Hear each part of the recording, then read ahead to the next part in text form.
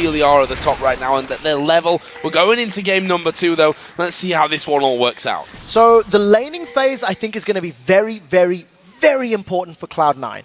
Because of the fact that they have stronger lanes in every single one of them. Trundle should be able to bully Mondo, Riven should be able to bully Zed, and Jinx and Annie should be able to bully Freeze and Mithy, in conjunction with the fact that Shaq is going to need a lot of time to hit level 6. Vi needs to get that Assault and Battery before she has terrifying ganks. Means that Cloud9 must make use of these first 10 to 15 minutes in the laning phase. So, will we see anything here at level 1? We didn't see much in that last game. In fact, it was quite a slow starter. We saw a lot of farming up there. And, well, the mid-game, I suppose, so to speak, although I guess we could call it the late game for what it really was that lasted about 30 minutes at least from that one. But we're going to be seeing Nukeduck back on Zed. We know exactly what he's capable of with that one. We talked about Riven, that it wasn't banned, wasn't picked in game number 1, but it suits Febiven, it's his main champion, and he's going to have the chance to show it against this Zed from Nukeduck. And I think it's a good matchup for Febiven. You know, he traded pretty evenly with the Nukeduck's Lulu in the previous game. Cloud9 decided to ban that Lulu for this particular match. And we're seeing slightly more standard mid laners, if I can even use that term. But like I said, there's a lot of pressure on Febiven to get ahead of Nukeduck early. If he falls behind and if Nukeduck can, you know, get some good harass, get good poke down, maybe Nukeduck can grab control of the lane, which I think he's going to try to look for. So we're talking about, you know, he said Annie, Jinx going to have the better of the early game here against Ninjas in Pyjamas, but we're actually seeing Cloud9 instigating a lane swap up here and sending their duo to the top side. I wonder if this isn't a little bit of a psych out. I wonder if Cloud9 maybe anticipated a lane swap from Ninjas in Pyjamas, and that's why they were putting their duo top. We'll have to see if they try to avert that. Alternatively, if Cloud9 want to try and get an early tower, and then start rotating their duos to the mid and you know, play the map game, that could also work in their favor. You're never going to get as much tower pressure from a melee champion like Leona in comparison to the range of Annie. See how that one all works out from there. This mid lane, Febiven versus Nukeduck. Obviously playing two very different champions this time around. It was a Lulu versus Kayle matchup last time as Febiven hits level 2 and you saw him already moving forward aggressively on towards Nukeduck, and he's going to continue to put down that pressure onto him. Yeah, the stun just missing Nukeduck though, so couldn't get any additional auto attacks down onto Nuke, so Nuke gets away scot-free from a level 2 little poke, but Febiven's waiting for 3. Generally when you see Rivens having all 3 abilities, Q, W and E available, then they can start poking and getting in there. We actually see Zoro using his teleport very early on, and also look that Odoamne also has teleport. He wants to maybe play that roaming game or play the map just a little bit more. Are we going to see a 3-man dive coming in? Actually, Ko is all... No, they saw him there. They saw the back end of his Spiderlings, I think, just headed off around the corner as that ward came in. So Zoro's already backed away. He knows that his jungle is compromised there, and as such, they're bringing Shaka up to try and help them defensively on that one. You can see that Cloud9, they're going to be happy with how that is. That's a good cocoon coming out max range from Ko. Gives them even more time to hammer away on the tower. Now, we do see the Ninjas in Pyjamas look like they're performing a lane swap. They're going to try and defend this tower. They do not want Cloud9 to get ahead early with those kills. Oh, they've got Shaka! They've gone in there. Shaka goes down. First blood. That was a very strange scenario. They need to be careful here, though. Ko is very low. There is the sun coming in. Zenith Blade misses from Mithy. Ko does get slowed, though. Will jump up there. Goes back to the minions, which actually I think means a kill for Zoro. Zero here. But Zoro himself going super low. One more will do it. Hyonin, no! Can't finish it off. Exhausted takes the tower hits. And now Freezer's coming in. Zenith Blade lands onto him. Can they follow through? Good damage out of Freezer. Hyonin still running back from this one. He does have barrier and he does have flash, so he should be able to survive. He uses them both, gets back to the tower, and he will live just about. So first of all, Mithy manages to save the life of Zoro by exhausting the last auto attack from Hyonin. Now Nukeduck's getting port. Half HP. It's getting port. It just makes that lane more fun. Half HP taken away there by Febiven. Crazy start to this game. It's almost we started where we left off in that last game, which is definitely fine by me. I'd rather see a bit more of an action-packed laning phase to what we saw last time. So in the end, actually, we get both duos in the top lane now. The top laners going down towards the bottom to face off, but look at that CS discrepancy there. Because of those switches, Odo Amne's had a massive lead. You have stolen the words out of my mouth, Mr. Miller, and the one thing that has also helped Zoro0 is that he got the kill. He managed to pick up that kill in the top lane, so he's going to be at least even on gold. He also has double buffs. Now, Freeze has been stunned by Voidal, and we see Ko coming in. Well, the Spider's on his way up to this one. Can they actually get in? There is the repel. Where's the cocoon? It goes straight down the middle of them. Freeze actually going to take a lot of damage. Stun comes in. Barrier used. Are they going to dive? No, they're not. Now, that's very smart. Mithy had actually charged the Shield of Daybreak, so if anyone from Cloud9 had stepped further forward, Mithy was going to smack them in the face, stun them under the tower, and that would have made their lives difficult. We talked about how important the opening 10 to 15 minutes were going to be for Cloud9. They have stronger lanes, they have very good champions at these early stages, and you see they're trying to make it work. Ko has made a couple of ganks in this top lane, has got summoner spells and a kill under his belt, so it's working, but very importantly, Ninjas in Pyjamas have held onto this tower. Poking a lot there, though, on towards Freeze. Ko now headed down towards that mid lane. We'll see. We know comes Ko from behind. Yeah, we know how good Nukeduck is, though, and is he going to be able to get away? There's the cocoon. You can't be so slippery with that up. He's going to put the death mark down. Ko goes into the repel, and that means that Nukeduck here may die. He goes back to the shadows, and he's completely fooled him. That was brilliant! Nukeduck throws down the death mark as Ko starts the repel, so he takes a little trip with him, and then because the death mark shadow was sitting in the middle of the lane, as they chase him towards the river, Nukeduck gets out. That's why I like seeing him on an assassin, on a playmaking champion, because you're not going to have the ability to do that with Lulu. Now, Shaka at level 4, not a lot of gank potential because there's not as much CC from him unless you combo with Leona. Trying to make something happen, decides to back away. Such an interesting start to this one, and again, Fjarnan sticking it up there in that top lane. Going to hang around for that, and double Doran's Blade actually coming out at the start for Freeze, so we'll see how that one actually comes in. We've got the Relic Shield actually picked up by Voidal here at the start, added into his Doran Shield. So it's the second time we've seen the Relic Shield, if I recall correctly. He did it in the previous game as well, and it's something that Vanda has actually spoken out from, saying that if he's in a lane where there's not much poke potential, and he's not going to get harassed down, he doesn't need the stats of the Doran Shield, so he opts to go for the Relic instead. It could be a very similar decision here from Voidal. Back into mid lane, Febiven actually has the damage down, and Nukeduck going to be knocked again towards that half HP range. Febiven looking confident here and comfortable. 63 CS, there it is, 63 CS to the 56 currently of Nukeduck Zed. And it's going to be very difficult for Nukeduck to actually get a kill on Febiven without some assistance from Shaka. However, once Shaka grabs level 6 and gets that Assault and Battery, if you combine Assault and Battery, the CC in conjunction with the shadows from Zed and his death mark, it should be a fairly simple kill on that Riven. We'll just need to see where Shaka decides to gank. He has his ultimate available, and he set his sights on the fairly low level Hjarnan and Voidal. That's 5 and 4. There's no Solar Flare from Mithy just yet, so we'll see. Charging Vault Breaker doesn't go.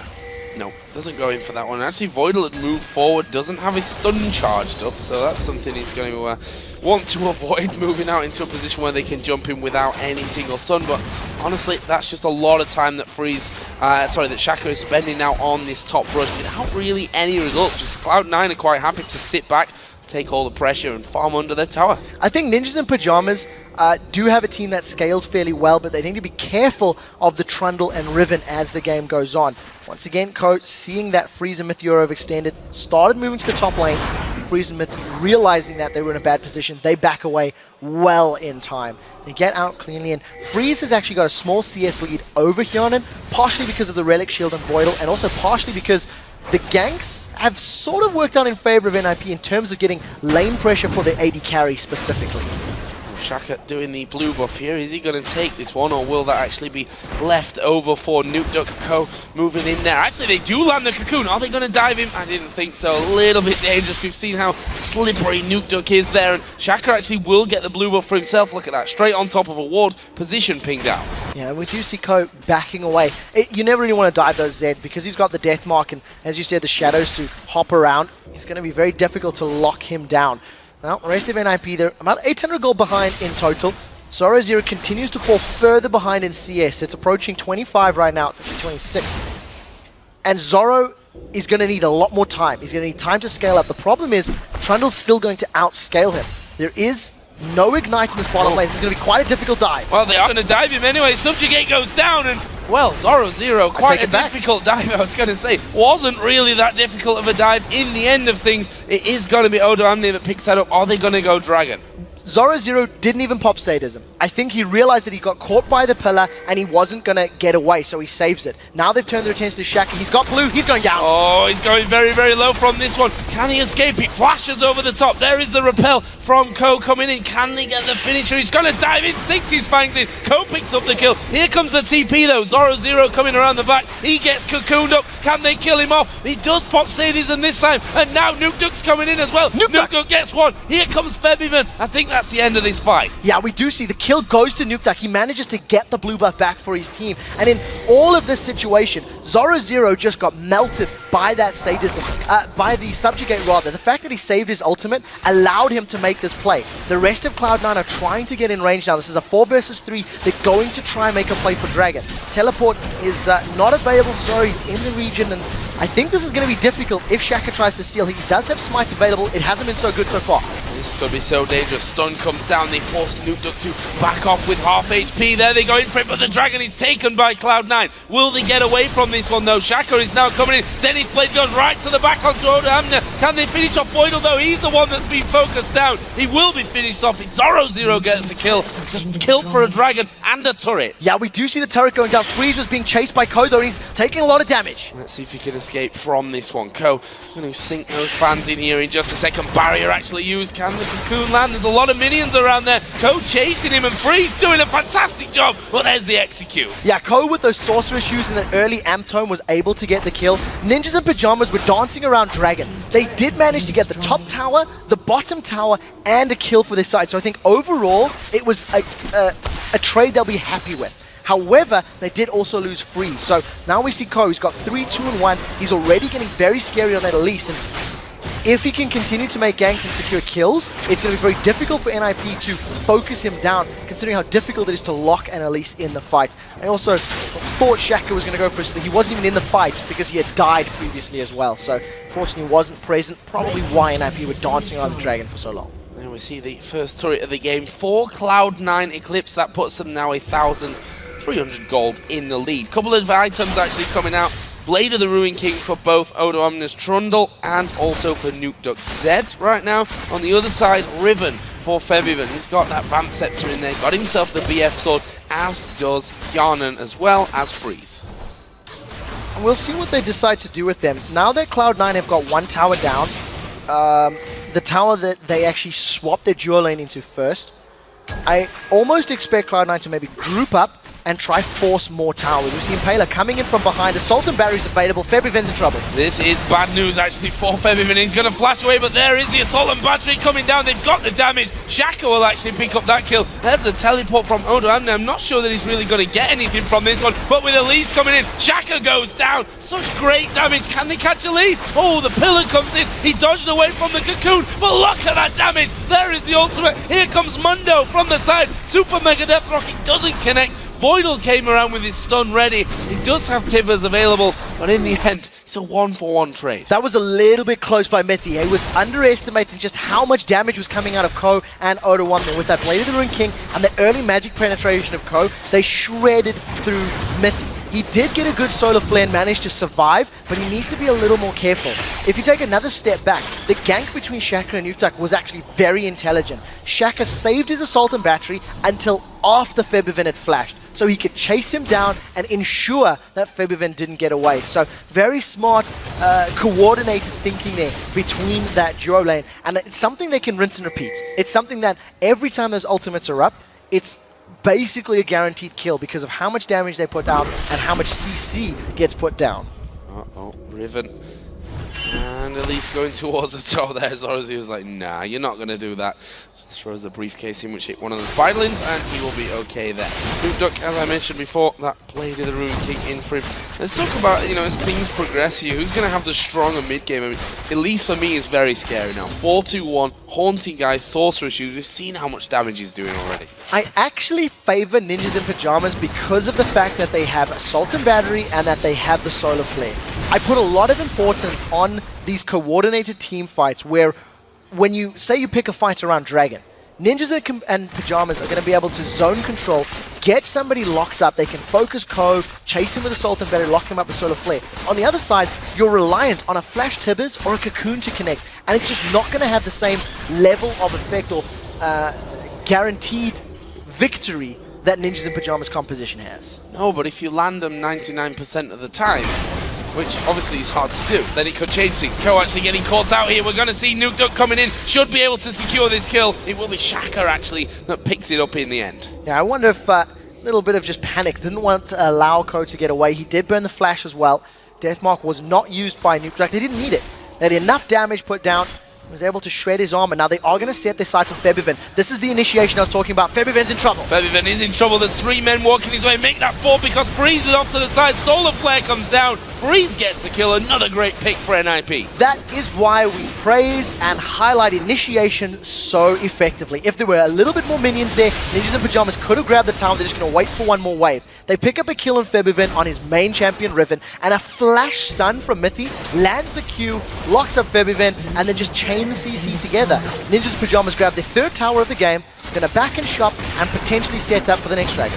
They are 600 gold ahead in this game at this point, as you mentioned about Dragon. That comes up in less than a minute's time, so that could be the next big thing in this game. We see a couple more items coming in. Giant's Belt, the workings of the Sunfire Cape really for Zoro Zero, along with that Spectre's Cowl as well. On the side of the map, Bloodthirst is in for both the AD carry and the mid lane. I want to also look at how many wards Ninjas and Pyjamas have down. If you look across the river and in and around the red buff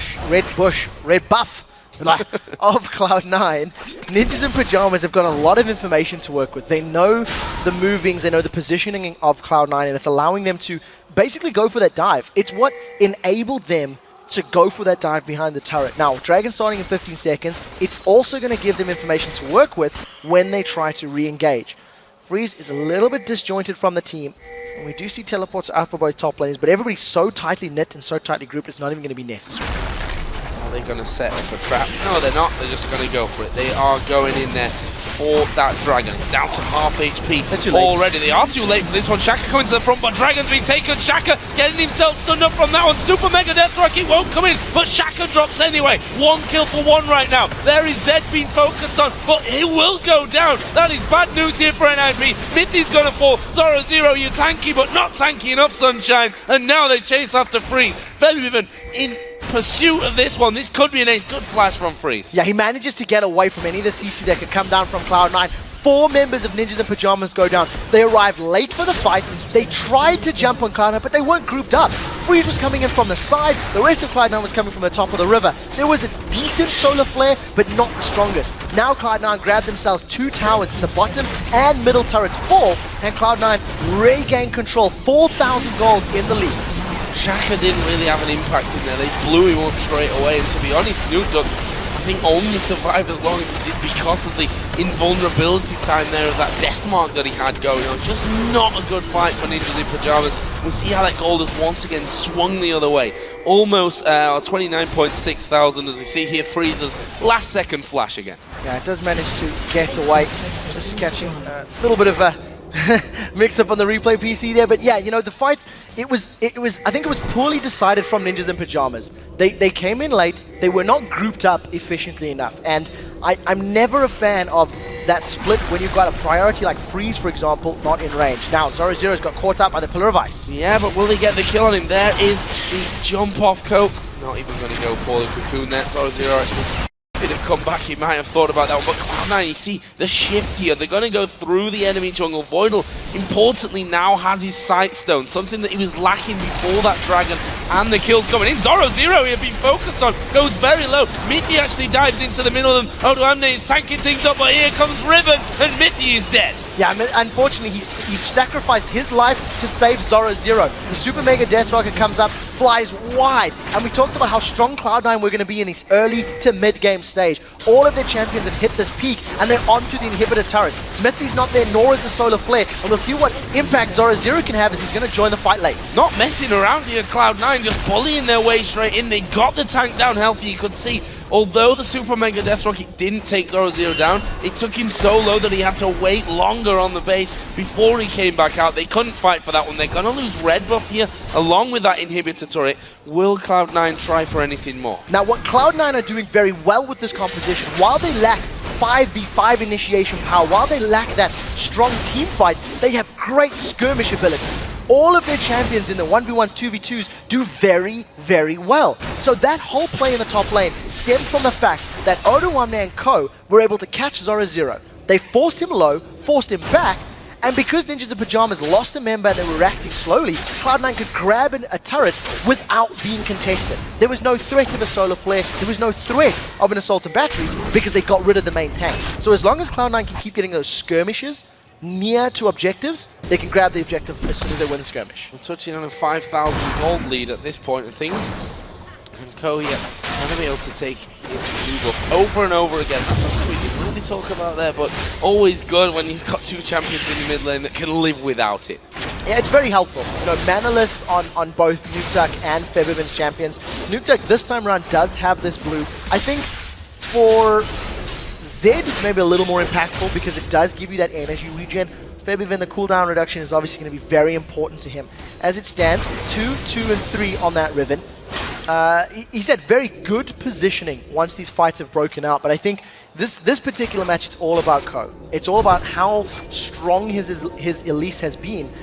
And in all fairness, Shaka's ganks have been strong, but it hasn't offered the same level of impact that Ko's Elise does. Odoamne as well. I mean, he's made itemization quite simple for him, really. If you look at the team that they've got there, no magic damage, I'm just going to stack a load of armor.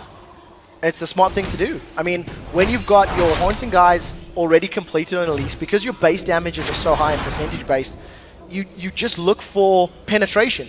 You get through all the MR that your opponents have built up, and that's part of the reason Ko was blowing people up during the laning phase.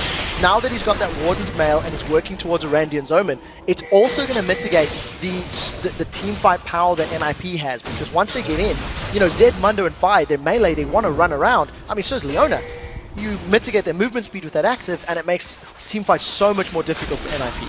And it doesn't matter how much armor. I mean, it's great for them now that we see armor coming out from Mundo as well, because he'll steal 40% of that away when he puts down his ultimate in there as well. Great position that Cloud9 are currently in, but I have to wonder, because that last game we did have a stale portion of it where neither team could really find an opening to get through things, and we see there Odoamne does not really care about Mithy and the rest of the team there. NIP was so afraid of that one, they caught Odoamne completely alone. Ninjas in Pyjamas didn't have enough vision elsewhere on the map to know that, however, which is why they didn't commit. If you look at the vision, it's very defensive wards for NIP now, as opposed to fairly aggressive wards from Cloud9. So they stun Odoamne up, nobody else goes in, says, no, that's a Randian's Blade of the Ruined King Trundle, do not want.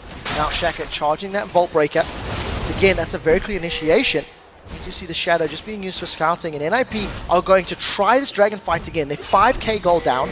If they go for a straight up 5v5 and don't land everything perfectly, I actually feel like Cloud9 are far enough ahead that they can win a team fight fairly easily. Voidal and Yarnan actually sat at the back of this one. They've given the position away there. Ko's good start. Taken a bit of a blast as well, so he's down to half HP. Let's see if NIP now say, you know what, guys, we can fight for this one. Voidal takes a lot of damage. Dragon has been taken. Do Cloud9 want to fight for it, though? Looks like they do. Voidal there at the front.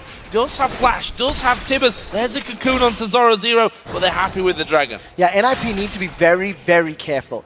As we said, if they don't get a 3 or a 4-man solar flare, or they don't get Hyanan dead immediately, the amount of damage from all of the sources of Cloud9 is just too far ahead right now with that 5,000 gold. You compare, you know, Febiven, Bloodthirster, Last Whisper, and Brutalizer. He's caught Mithy, and we'll see what he can do. Gets exhaust. Gets the exhaust from him. That, to be honest, that's a great little fight for him there. Exhaust down, stops it being used elsewhere. Odoamne does get blasted down by Freeze, who right now has the Bloodthirster Zeal in there. Compare that to his opposite number. Bloodthirster Zeal, but a Last Whisper on top of it as well. Traditionally, when you pick a Jinx into these types of comps, where you've got a Zed and a Vi on the opposing team, if Ninjas in Pyjamas hadn't struggled these last 10 minutes, they could just dive Hyanan, throw down that Assault and Battery, throw down the Death Mark, get rid of him.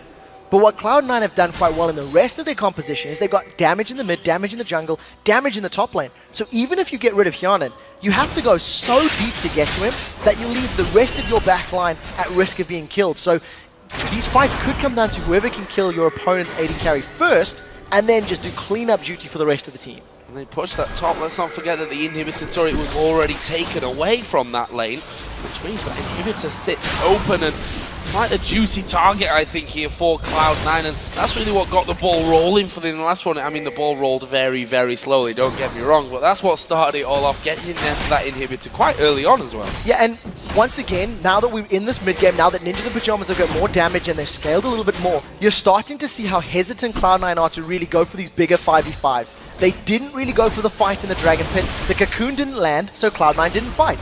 Ninjas and Pyjamas, this is a smaller group. This might be a better situation for them to open. Shaka may consider going in. Look for the Solar Flare or the Assault and Battery. That's the only way NLP can stop this. Cocoon is down, and again, Cloud9 going to be very, very careful about this position. Yarnan in particular, he stepped forward there to go towards the inhibitor, and you see that Shaka immediately, Shaka goes straight towards him to maybe get things started off. Ku's also down by half health, so I don't think feeling so confident right now of Cloud9 that they're going to go for that one. One thing they do have on their side is that they can have complete vision control. They're going to force NIP to work as a unit and try and regain some of that vision in their own jungle. Yeah, and Cloud9 are also going to suffer from a similar problem that NIP have. Because you've got like melee champions when Elise is in Spider form with Trundle and Riven, if they dive onto a priority target like Nuke Duck or like Freeze, Mythic can get a very easy Solar Flare and can really lock them up for a prolonged period of time.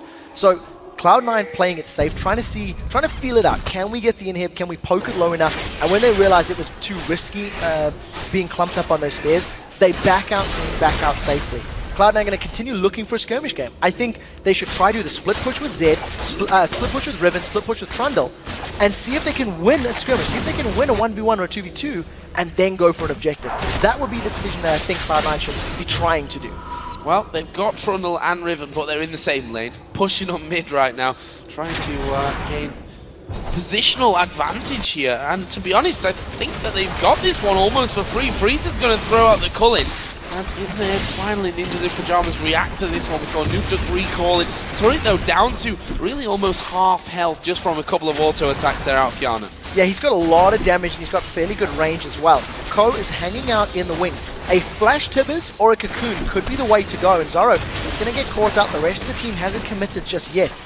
In order to do a tower dive, they need to get a Cocoon or Tibbers on a super squishy target. Zoro's not somebody that Cloud9... Oh, there it is! There's Tibbers! The Cocoon lands as well! Perfect coming out there for Cloud9. Mitty tries to escape. He'll be finished off by Febiven though. That's 2 for nothing. Tower's going to go down. They may be able to get 2 inhibs if they do it right here. Yeah, Cloud9 have got enough damage and enough HP to make this work. Febiven was trying to zone them out. Shaka didn't even get to use his Assault and Battery because the fight was over before it began. When you have initiation power like Vi and Leona, if you don't initiate, you can't defend. And right now, Cloud9 played that perfectly, landing the Cocoon, managing to follow it up.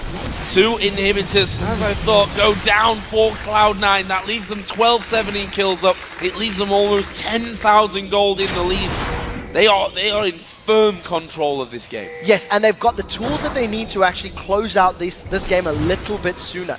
Because of the fact that Riven and Elise are so strong in this situation, being 10,000 gold up and having a strong item advantage, if they can get NIP to sit still in the same location, they can just rinse and repeat. Right now, NIP are going very deep. They're trying to pull at Cloud9. They're trying to make Cloud9 come to them. They've got 4 sweeping lenses, and I think Cloud9 are aware of it. Yeah, judging by the pings, I'd say so, all on top of the NIP heads. Okay, they have Odo Amne almost go in there, throws his pillar down, sees the NIP are there. One thing that I did find a little bit strange that they didn't put a few more wards deeper into the river here so they could see NIP crossing over. They've got one in Baron Pit, so they know if that were to be started off. But look at this, Jinx and Trundle headed down towards the bottom lane. The wave is pushing itself Massive. right now.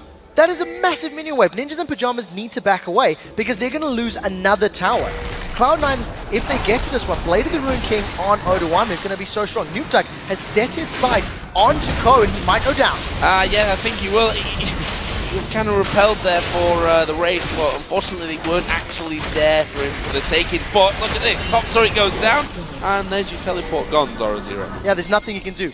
Burns a cooldown, ends up cancelling it just to try and save it. Dragon is up, however. They are going to try and surround NIP. Voidal's going in. He doesn't use Tibbers just yet. Wow, that just single target stun there on towards Nukdog, but he didn't die there, Nukdog. Actually, he did. The Ignite finished him off. That's 2 kills. Shaka's going to flash, but Febivin will chase him down for another one. 0-0, honestly, they don't need to care about him. They can push. This is the game now for Cloud9. They've got their AD carry still alive and at full health. Febivin is on low HP, but look at the super minions. They're in the top of the base. That's a flash from Freeze. NIP have surrendered. NIP surrender and Cloud9 take it 2-0. Game 1 was a much tougher test for them, a longer test as well, a bit of a marathon game. This one, though, they made it look fairly easy. Once they got into the swing of things, it was all about them.